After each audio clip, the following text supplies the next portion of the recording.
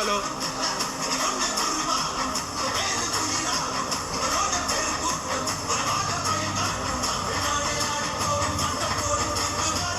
விஜய் உயிரன வரனா விஜய் எளியவன் கொரனா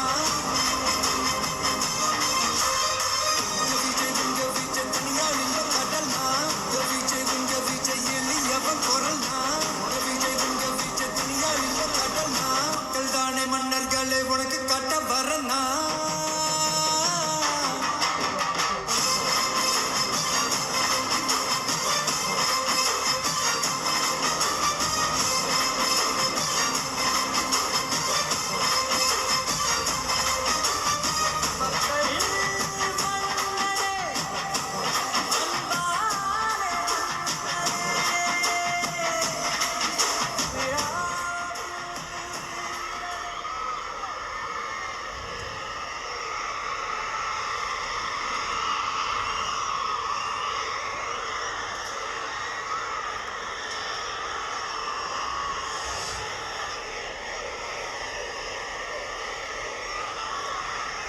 என் நெஞ்சில் குடியிருக்கும்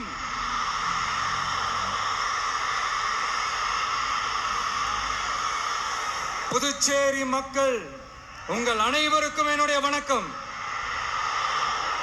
வணக்கம் வணக்கம். எல்லாரும் எப்படி இருக்கீங்க?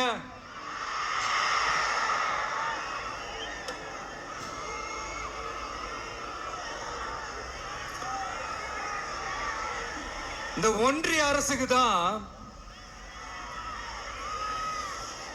தமிழ்நாடு ஒரு தனி மாநிலம்,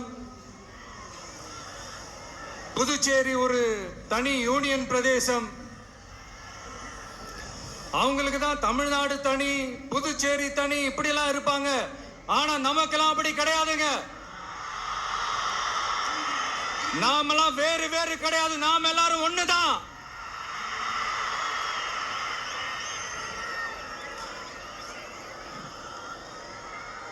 தமிழ்நாடும் புதுச்சேரியும் தனித்தனியாக இருந்தாலும் நாம் எல்லாரும் ஒண்ணுதான். நாம் எல்லாரும் சொந்தம் தான்.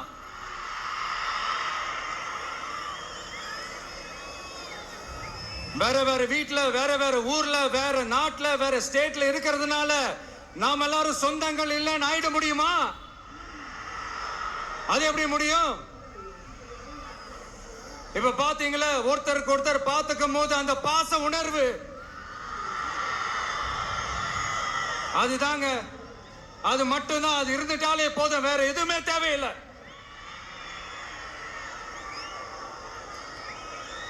அதனால தமிழ்நாடு, புதுச்சேரி, கேரளா, கர்நாடகா, ஆந்திரா மட்டும் இல்ல, உலகத்துல எந்த மூலையில நம்ம வகைரா இருந்தாலும் அவங்க எல்லாருமே நம்மளோட உயிர் தான். அவங்க எல்லாருமே நம்மளோட உறவு தான்.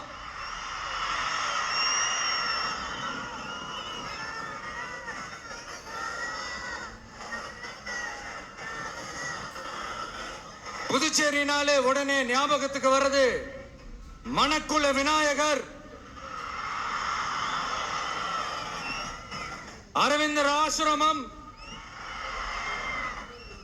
வில்லியனூர் மாதான் சொல்லி இவங்க எல்லாரும் ஞாபகத்துல வருவாங்க. அது மட்டும் இல்ல, மகாகவி பாரதியார் அவர்கள் இருந்த மண், பாவேந்தர் பாரதிதாசன் அவர்கள் பிறந்த மண். அது மாதிரி இன்னும் சிறப்புகளை அடுக்கிக்கிட்டே போலாம். ஆனா அரசியல்னு வந்துட்டா ஒரு முக்கியமான விஷயத்தை பத்தி நம்ம சொல்லி ஆகணும். 1977 புரட்சி தலைவர் எம்ஜிஆர் அவர்கள் தமிழ்நாட்டில் ஆட்சி அமைச்சாங்க. ஆனா அதுக்கு முன்னாடியே 1974லயே இங்க புதுச்சேரியில அவங்களோட ஆட்சி அமைஞ்சது. அதனாலதான் அப்பவே சொன்னாங்க, நமக்காக வந்தவர் எம்ஜிஆர், அவரை தமிழ்நாட்டில் மிஸ் பண்ணிடாதீங்கன்னு நமக்கு அலர்ட் பண்ணதே புதுச்சேரி தான்.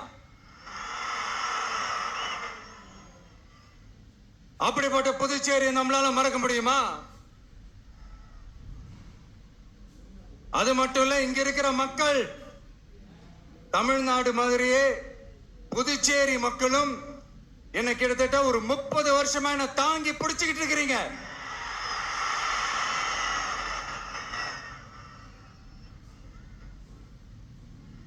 அதனால இந்த விஜய் தமிழ்நாட்டுக்கு மட்டும் தான் குரல் கொடுப்பான்னு நினைக்காதீங்க. அப்படி பண்ணாத தவறு புதுச்சேரி மக்களுக்கும் சேர்த்து தான் குரல் கொடுப்பான். அது என்னுடைய கடமையும் கூட.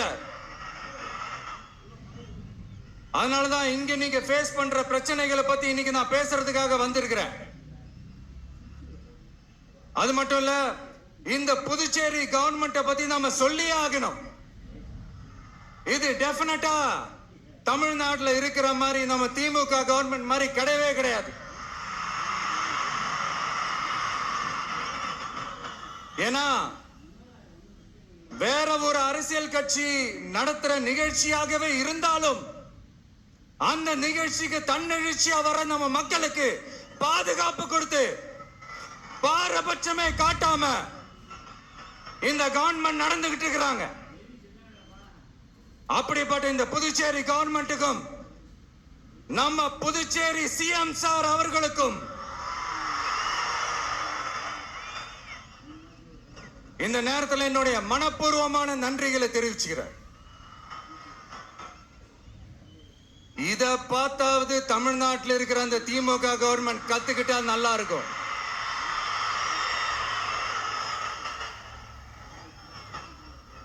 ஆனா அவங்க கத்துக்க மாட்டாங்க. பரவாயில்ல, வரப்போற எலெக்ஷன்ல 100% கத்துக்குவாங்க.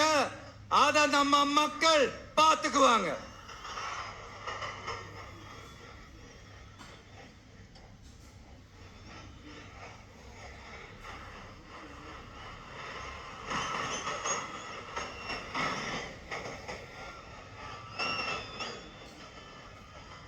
புதுச்சேரியில் இருக்கிற கவர்மெண்டோட கூட்டணி ஆட்சியில இருந்தாலும் புதுச்சேரிய ஒன்றிய அரசு எதிலையுமே கண்டுக்கல் என்றது புதுச்சேரி மக்களான உங்களுக்கு நல்லாவே தெரியும். மாநில அந்தஸ்து கோரிக்கையை மட்டுமா கண்டுக்கல, இங்க வளர்ச்சி ஏற்படவும் துணை நிக்கவே இல்லைன்னு கேள்விப்படுறோம். இந்த புதுச்சேரிக்கு இன்னும் மாநில அந்தஸ்து கொடுக்கல. மாநில அந்தஸ்து வேணும்னு கேட்டு பல முறை சட்டசபையில தீர்மானம் போட்டு ஒன்றிய அரசுக்கு அனுப்பி வச்சுக்கிட்டே இருக்கிறாங்க. இந்த வருஷம் கூட மார்ச் மாசம் 27ஆம் தேதி 2025 அன்னைக்கு ஒரு தீர்மானம் போட்டாங்க. அது மாநில அந்தஸ்து வேணும்னு கேட்டு ஒன்றிய அரசுக்கு அனுப்புற 16வது தீர்மானம். புதுச்சேரி காரைக்கால் பகுதிகளில் மூடப்பட்ட 5 மில்கள், பல்வேறு தொழிற்சாலைகளை மீண்டும் திறக்கிறதுக்கு இதுவரைக்கும் ஒரு துரும்ப கூட கிள்ளி போடல. பல்லாயிரக்கணக்கான இளைஞர்களோட வேலை வாய்ப்புக்காக எதையுமே செய்யல. இங்க ஒரு ஐடி கம்பெனி உருவாகணும்ன்றது எண்ணமே இல்லை. அத பத்தி யார் பேசினாலும் அது அவங்க காதல விழவே விழல. இங்க ஒரு அமைச்சரை ஊழல் குற்றச்சாட்டுல பதவி விட்டு நீக்கப்பட்டு அந்த இடத்துக்கு இன்னொருத்தரை நியமிச்சு 200 நாள் ஆச்சு.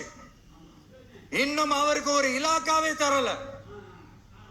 இந்த செயல் சிறுபான்மை மக்களை அவமானப்படுத்துறதுன்னு அந்த மக்களே சொல்றாங்க.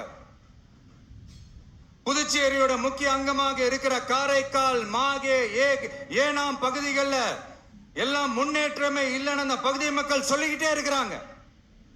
குறிப்பா காவிரியோட கடைமடை பகுதியான காரைக்காலை மொத்தமா கைவிட்ட மாதிரி தான் இருக்குது. இது எல்லாமே முன்னேற்றம் அடையணும். டூரிஸ்ட் பிளேஸ் ஆன புதுச்சேரியில போதுமான அளவு பார்க்கிங் வசதி இல்ல, போதுமான அளவு கழிப்பறை வசதி இல்ல. இதெல்லாமே மேம்படுத்தணும். புதுச்சேரி கடலூர் மார்க்கமான ரயில் திட்டம் வேணும்ங்கிறது நீண்ட கால கோரிக்கை. புதுச்சேரி மக்களுக்கு ஒன்னே ஒண்ணுதான் சொல்லணும், இந்த திமுகவை நம்பாதீங்க. அவங்களுக்கு உங்களை நம்ப வச்சு ஏமாத்துறது தான் அவங்க வேலையே.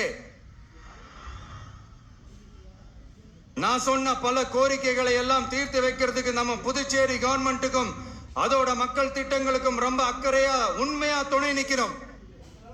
தமிழ்நாட்டை ஒதுக்குற மாதிரி புதுச்சேரியும் ஒதுக்க கூடாதுன்னு நாங்க கேட்டுக்கிறோம். கிட்டத்தட்ட 20 லட்சம் பேர் வாழ்ற யூனியன் பிரதேசமான புதுச்சேரி மத்திய நிதி குழுவில் இடம்பெறவில்லை.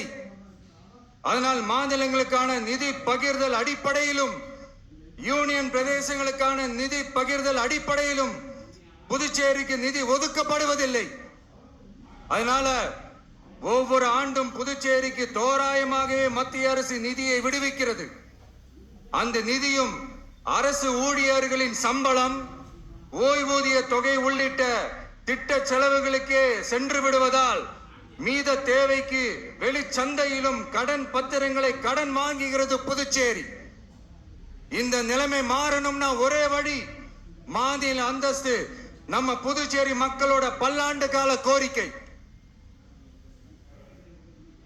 புதுச்சேரிக்கு போதுமான நிதி வரத்து இல்லாததுனால வெளியே கடன் வாங்க வேண்டியதா இருக்கு. புதுச்சேரியோட கடனை குறைச்சு தற்சார்பு பொருளாதாரத்தை வளர்த்தெடுக்க திட்டங்கள் வகுக்கப்பட வேண்டும். மாநில அந்தஸ்து வாங்கினா மட்டும் போதாது இல்லையா, தொழில் வளர்ச்சியும் தேவையாச்சே. புதுச்சேரி தென்னிந்தியாவின் முன்னணி இண்டஸ்ட்ரியல் ஹப்பாக மாற்ற எல்லா முயற்சிகளும் எடுக்க வேண்டும்.